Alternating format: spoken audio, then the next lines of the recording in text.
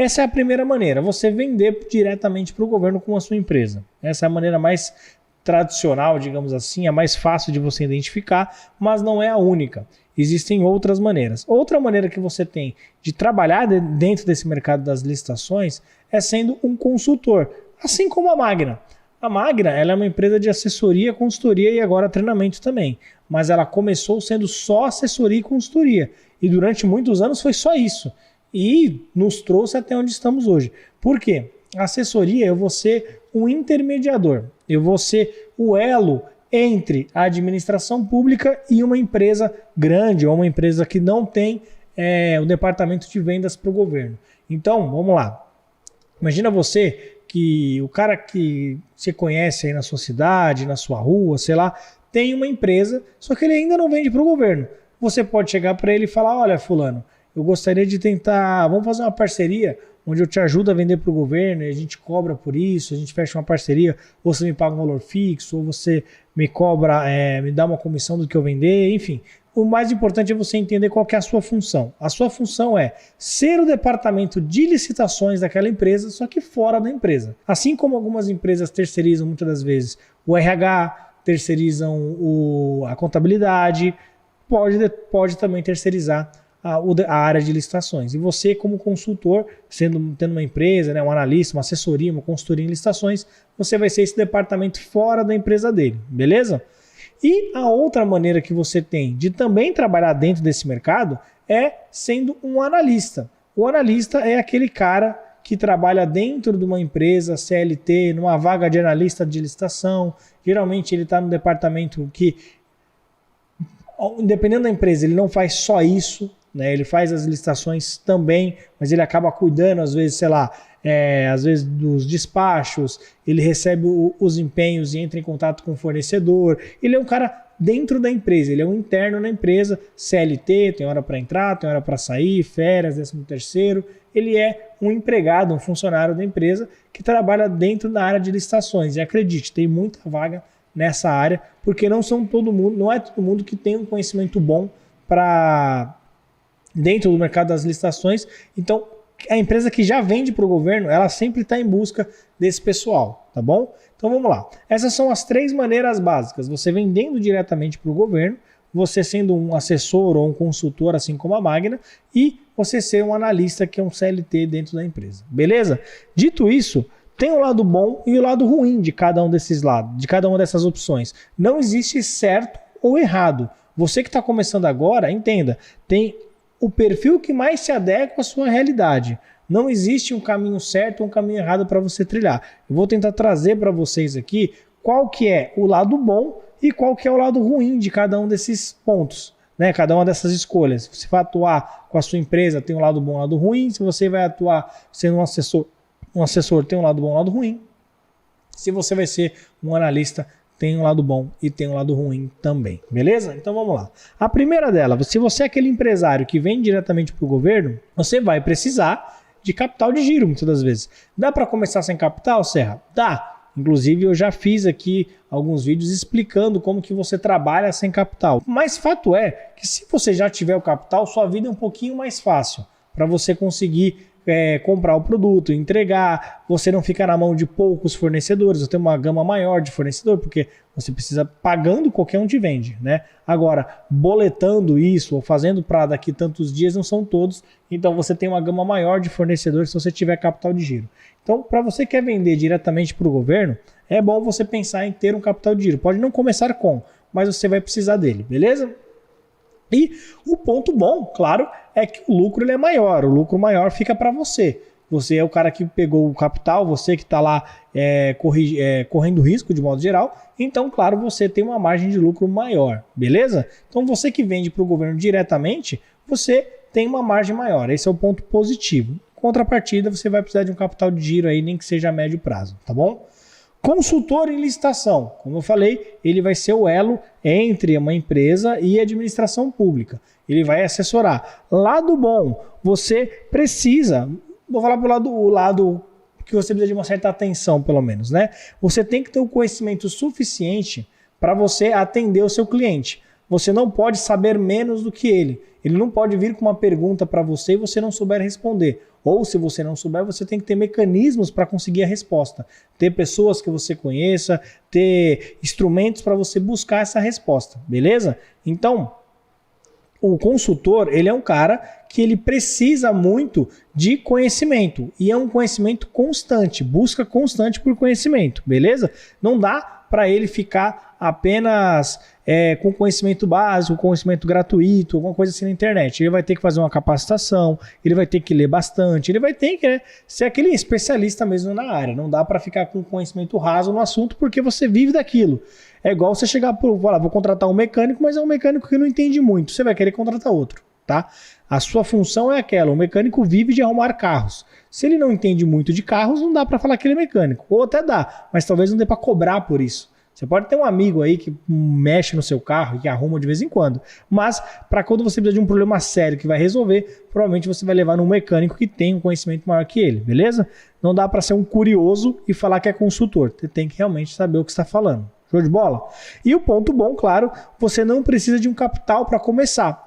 O consultor, assim como a Magna, quando começou, a gente não tinha dinheiro para nada. A gente apenas abriu uma empresa. E aí a gente começou aos poucos a fechar clientes. Claro, teve todo um processo aí, que eu não vou me alongar aqui, mas a gente começou praticamente não, sem dinheiro, inclusive com algumas dívidas, porque para abrir empresa vai dinheiro, tá? Então, o lado bom do consultor é que ele não precisa de dinheiro para começar. E aí você vai falar assim, pô, Serra, mas qual que é a vantagem então de ser consultor? A vantagem, além do que eu falei, de você não ter dinheiro para começar, é que você pode ter mais de um cliente. Então, você pode ter 2, 3, 4 clientes. Dependendo do que você conversar, acertar, negociar com cada um de valores, você consegue ganhar tanto quanto um empresário ou tanto quanto um analista, tá? Inclusive é comum você encontrar um consultor, um cara que tem uma empresa que assessora, que tem um valor ali tão bom quanto o empresário que vende. Por quê? Porque ele tem vários clientes, ele não tem só um. Então ele também é um empresário, ele tem a sua empresa, tem o seu CNPJ, emite nota fiscal e é apenas o trabalho dele. Não ache que você está abaixo ou acima do cara que vende para o governo. São negócios diferentes. A empresa que contrata você para vender para o governo, ela é focada em vender produto ou prestar serviço. A sua empresa é focada em conseguir clientes para você fazer essa intermediação. Não tem certo e errado, não tem quem pode mais, quem pode menos, eu sou maior, eu sou menor, não. Tem muitas empresas que contratam a consultoria, mas se você for analisar no final das contas, o lucro da consultoria é maior do que alguns clientes que ele tem, porque ele não vive só daquele cliente, ele tem vários. Então, para pensar. Imagina que, vou dar exemplos absurdos, tá, pessoal? Imagina que você atenda dois perfis de empresa, tá? Você atende, sei lá, a tio João, que vende arroz para o governo a rodo, e você tem um cara que tem uma papelaria de esquina ali que ele não consegue nem vender muito porque o capital de giro dele é baixo. Provavelmente, a comissão que você ganha com a tio João supera às vezes até o faturamento dele. Mas nem por isso você é melhor ou superior a ele, nem ele inferior ou melhor que você, e muito menos a tio João. São perfis de empresas diferentes, cada um contrata uma com a sua finalidade, beleza? Então, o ponto bom do consultor é que ele tem uma certa flexibilidade para ter mais de um cliente, trabalhar com vários segmentos, ele consegue, entre aspas, direcionar para onde ele quer trabalhar. Se você quer trabalhar com gêneros alimentícios, que foi o exemplo que eu dei do tio João lá do arroz, você pode buscar empresas nessa área. Se você tem interesse em trabalhar com material, sei lá, hospitalar, você pode buscar clientes nessa área. Então você dá uma direcionada mais ou menos para onde você quer atuar, porque você não está preso ao segmento, beleza? E o analista, Serra? O analista, ele tem o pró e o contra dele, para mim é quase o mesmo, tá? Mas eu vou tentar explicar para vocês. O analista, além do pró e contra ser parecido, tem algumas coisas. A autonomia dele é muito restrita. Se o consultor consegue fazer esse direcionamento para qual segmento ele quer atuar, o analista ele acaba meio que engessado no segmento que a empresa atua. Se a empresa a partir de amanhã quiser mudar de segmento, você vai junto. Se ela não quiser, você não vai ficar lá vendendo aqueles mesmos produtos, aquele mesmo segmento a vida toda. Você vai se especializar muito naquela área. Isso não vou falar que é tão ruim, mas para muitos acaba sendo um pouco frustrante, tá? Mas para outros perfeito. Tem empresas que trabalham com o mesmo segmento a vida toda e tá tudo bem. Às vezes é só uma impressão que a gente tem de que é ruim, mas às vezes para quem é analista tá tranquilo trabalhando com aquele segmento, ele já entende, já atua, tá? Mas a autonomia dele é um pouco menor e, claro, ele tem um teto. Diferentemente do consultor ou do cara que vem diretamente para o governo, que não tem teto, depende de quanto você fatura, para o analista ele tem um teto, que é o CLT, o salário que ele está programado. Então, ele rendendo muito ou rendendo pouco, ele vai ter aquele salário. E aí o ponto bom e o ponto ruim é exatamente esse. Por quê? Para muitos vai ser legal você ter uma previsão, uma certa estabilidade em questão de todo mês vai entrar tanto. Para muitos isso é ruim. Para algumas pessoas não é tão interessante você ter, como é que eu posso dizer, carga horária, né? Ou carga horária não, né? Mas digamos assim, você não tem uma comissão naquilo, você vai ganhar aquele valor independente de quanto faturar. Claro, se não faturar também a empresa te manda embora, né? Mas é meio que fixo, tabelado. Para muitos isso é bom, para muitos isso é ruim. Depende de quanto você está falando. Eu já vi vaga para trabalhar no departamento de licitações de uma empresa para ganhar 15 mil. Para muita gente, 15 mil é pouco. Para muita gente, 15 mil é muito. Agora, o que é bom para você, não existe uma regra, foi o que eu comentei no começo da aula, tá? Dependendo dos seus objetivos, da realidade que você se encontra, de como que está a sua situação, vai se adaptar melhor o consultor, vai se adaptar melhor de vender direto para o governo, o analista, não tem uma regra específica, tá? E nem certo ou errado, tem que ter todo mundo, tem que ter o analista, tem que ter o consultor e tem que ter o cara que vem diretamente para o governo. Então, qual que você vai escolher não é tão, como é que eu posso dizer? Não existe uma receita de bolo, tá bom? Então, como eu falei, o ponto bom é justamente essa estabilidade, né? É a estabilidade que você tem de ter 13º, de ter férias remunerada, você ter, às vezes, sei lá, feriados, você ter esse tipo de coisa que o CLT geralmente tem, tá? Agora, o lado ruim é que você vai ter um teto. E aí, não sei quais são as suas ambições hoje, tá, pessoal? Não sei. Por que eu tô falando tudo isso, pessoal? Porque não vejam como um lado ruim você escolher um ou outro, mas tenha em mente dos riscos de cada um. Você quer ser um cara que vende para o governo ou você quer ser um consultor, você vai ser um empreendedor. Não é garantia de salário todo final do mês, tá? Pelo contrário, nos primeiros meses é bem capaz que você não tenha. Mas a longo prazo pode ser não. Eu acredito muito que você vai ter resultado. Se você, claro, se empenhar. Fez aquilo, se empenhou, você vai ter resultado. Mas no começo ele pode ser mais difícil.